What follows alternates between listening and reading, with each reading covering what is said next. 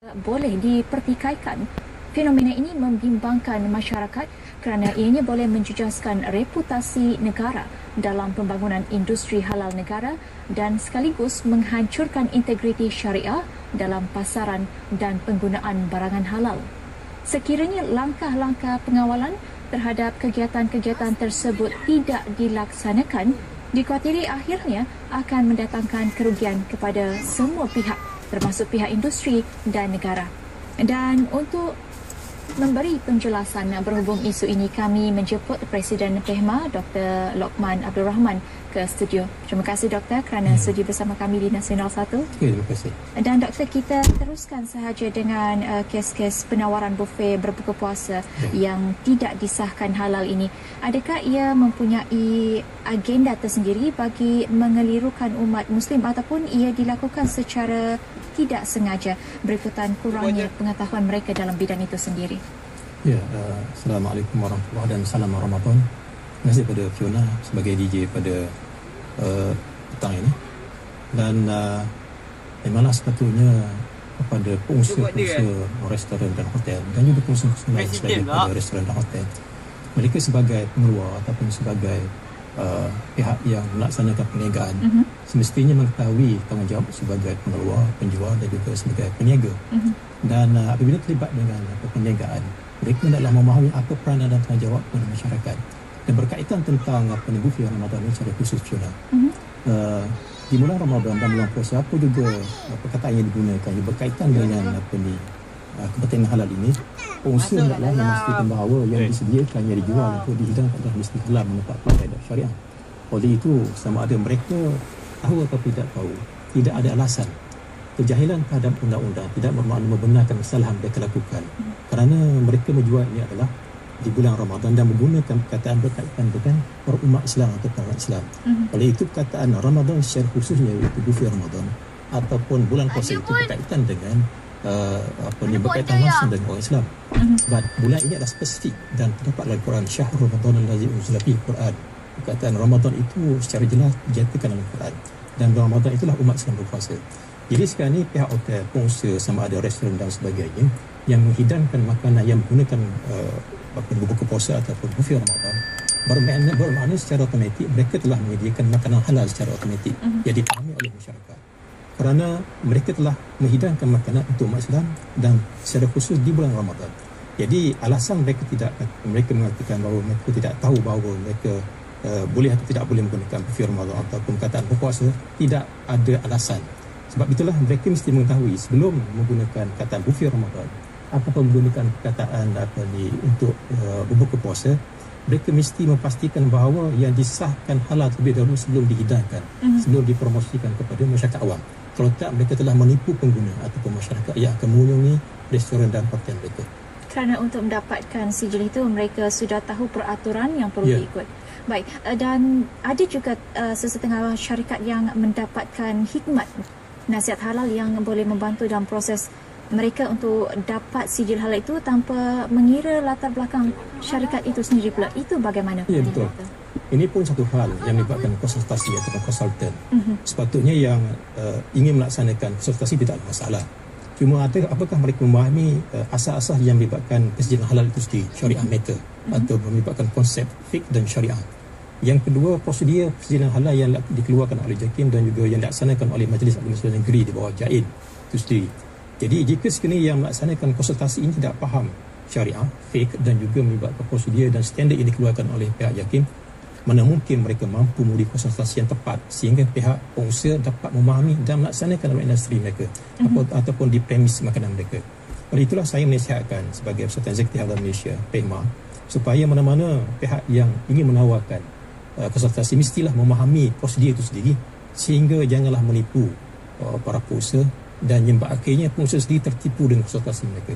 Dan saya rasa perkara ini tidak susah untuk faham. Boleh search dalam website JAKIM sendiri dan boleh dapat apa di menu prosedur, standard dan sebagainya, dan boleh dipahami secara mudah pun. Dan standard itu tidak begitu panjang dan dia punya dua versi yang dikeluarkan, iaitu bahasa Inggeris dan bahasa Melayu. Dan saya rasa bagi saya mustahil orang Malaysia tak faham prosedur dan juga menu yang mereka sendiri. Ya. Dan saya ulang sekali lagi, perkara yang amat penting dalam melibatkan konsultasi ini, mereka hendaklah memberi pandangan dan juga khidmat konsultasi dengan secara telus supaya yang kita memberi khidmat kepakaran itu faham. Kalau yang memberi khidmat kepakaran sendiri tak faham, bagaimana kita boleh memahamkan pihak pengusaha itu sendiri? Ini satu perkara yang amat penting supaya khidmat kita itu adalah mengikut kehendak keperluan yang ditentukan oleh pihak JAKIM itu sendiri. Kalau tidak, mereka tertipu kali kedua. Mungkin ramai yang sedia maklum bulan Ramadan ini adalah bulan yang amat mulia untuk umat Islam itu sendiri, dan bulan ini juga yang boleh mendatangkan keuntungan kepada sesetengah syarikat. Mungkinkah mereka menggunakan bulan ini secara spesifiknya untuk membuka buffet Ramadan ataupun buffet berbuka puasa tanpa mendapatkan sijil halal itu, kerana mereka tahu untuk mendapatkan sijil itu amat susah sekali? Saya rasa tidak susah mendapatkan sijil. Kalau sekiranya kita faham prosedur tadi, yang Fiona tanya saya tadi, dia ada standard dan dia ada manual prosedur. Dan kalau kita melihat sebenarnya pihak yang kalau kita melibatkan membincangkan tentang buffet Ramadan ini berkaitan dengan premis hotel dan juga premis restoran. Jadi yang penting di sini antaranya pihak restoran dan juga hotel perlu mengisytiharkan ramuan yang digunakan. Apa ramuan yang digunakan secara detail. Dan yang kedua, apakah menu yang mereka akan hidangkan kepada para pelanggan nanti. Ini antara perkara-perkara yang utama. Perkara-perkara yang terutama menyebabkan perkara yang kritikal, iaitu daging dan bersumberkan daging. Itu yang antara perkara yang kritikal. Dan perkara-perkara yang tidak kritikal seperti bawang, lada, yang lain tidak kritik, tidaklah begitu kritikal dalam sajian halal ini. Jadi bagi saya tidak ada alasan jika sebenarnya premis hotel, restoran menyatakan sukar untuk buat permohonan. Kerana di sana mereka boleh mendapat pandangan ataupun ulasan di pihak JAKIM sendiri, apakah yang mereka perlu buat untuk melaksanakan atau memenuhi keperluan sajian halal ini. Dan apa yang saya faham dan dari segi yang saya melihat sebelum-sebelum inilah, pihak restoran ini agak berat dan hotel agak berat mengisytiharkan ramuan yang digunakan. Sedangkan pihak JAKIM sendiri, Majlis Hakim Muslim sendiri yang melaksanakan sajian halal ini telah membuat satu persetujuan di antara pihak pemohon dan juga pihak JAKIM. Semua maklumat yang diisytihar itu adalah selamat dan rahsia di antara dua pihak. Jadi sekarang ini tidak ada sebab mengapa mereka tak nak permohonan. Apa yang saya faham dari kes-kes yang sebelum ni, kalau kita lihat Fiona dan para penonton sekalian, mereka sebenarnya membuat permohonan ini dah sampai peringkat nak masuk Ramadan, nak masuk bulan puasa baru nak buat permohonan. Permohonan yang lambat. Sedangkan biasanya permohonan ini memakan masa sekitar 3 bulan. Jadi di situ kalau seminggu sebelum masuk Ramadan, mana mungkin sijil halal dapat dikeluarkan dalam tempoh yang pendek. Betul. Ini di antara perkara-perkara saya rasa isu yang berulang yang dilahirkan oleh pihak hotel dan juga restoran. Dan saya bawa statistik di sini, yang di bawah JAKIM berdaftar, kita ada 78 premis hotel yang menyediakan makanan halal, disahkan halal. Maknanya ini yang berdaftar di seluruh Malaysia. Dan mungkin sebahagian tak didaftarlah kalau tak dimaklumkan kepada JAKIM. Yang kedua, restoran kita ada 2,254 premis restoran. Jadi di sini begitu banyak yang boleh kita katakan mereka telah menepati keperluan standard dengan menu prosedur sajian halal Malaysia. Jadi tidak ada alasan mereka kata susah nak buat permohonan. Sedangkan 2,000 lebih yang dapat. Mengapa mereka yang tak dapat tu mengatakan susah nak dapat? Betul. Dan di minit-minit terakhir ini, Doktor, bagaimana kaedah terbaik untuk menangani isu ini sendiri, pandangan daripada pihak PEHMA itu sendiri? Bagi saya lah, bukan setakat secara pandangan persatuan saja. Dalam bulan Ramadan ini, kita tahu bulan Ramadan adalah kemuncak umat Islam membuat ibadah. Kita panggil pesta beribadah. Dan bulan inilah mereka meminta keampunan, berpuasa. Dan keadaan macam ni, mereka berbuka untuk menyambut Ramadan, memberi sumbangan. Dan kita takut nanti dalam keadaan macam ni ada orang berkesempatan. Sedangkan pada bulan inilah ramai orang yang memberi sumbangan kepada anak yatim yang susah, dan termasuk menggunakan premis hotel restoran ini sebagai tempat berbuka. Jadi saya menasihatkan supaya pihak semua persatuan di Jabatan Kerajaan, GLC, di pejabat kerajaan yang ada, persatuan yang menguruskan kumpulan ini, supaya mereka memilih mana-mana premis dan hotel yang disahkan halal secara rasmi. Jadi mereka perlu bertanya dulu, apakah hotel, restoran yang digunakan tempat untuk berbuka puasa ini ada tak sijil halal? Apakah disahkan secara rasmi atau tidak?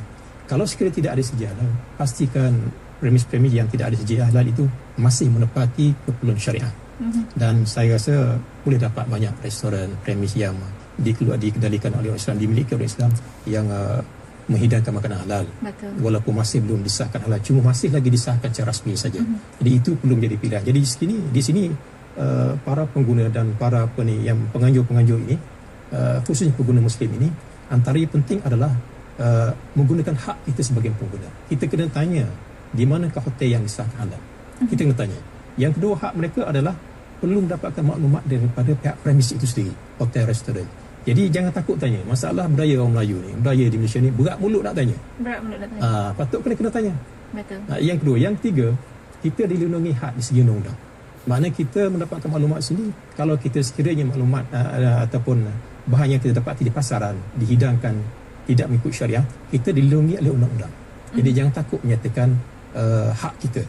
Dan yang terakhir, yang keempat, kita perlu mewawarkan jika sekiranya ada sebarang penipuan berlaku penyelewengan, kita maklumkan kepada pihak ibu wajib. Itu hak kita supaya orang lain tidak akan tertipu sama dengan kita. Betul. Jadi itu di antara peluang yang saya rasa, peluang yang banyak termasuk pencarian hari ini. Kita sama-sama menyatakan hak kita. Kita bukan meminta hak sesiapa. Kita memerlukan kembalikan hak kita kepada sebenarnya. Betul. Dan peniaga pun ada hak, dan kita sebagai pengguna mendapat hak yang sebenarnya berdasarkan apa yang mereka hidang itu mesti mendapati kehendak syariah. Baik, terima kasih Dr. Lokman Abdul Rahman kerana sudi bersama kami. Saudara, pilih dengan bijak, gunakan hak kita sebagai pengguna. Kita berehat seketika, kembali selepas ini.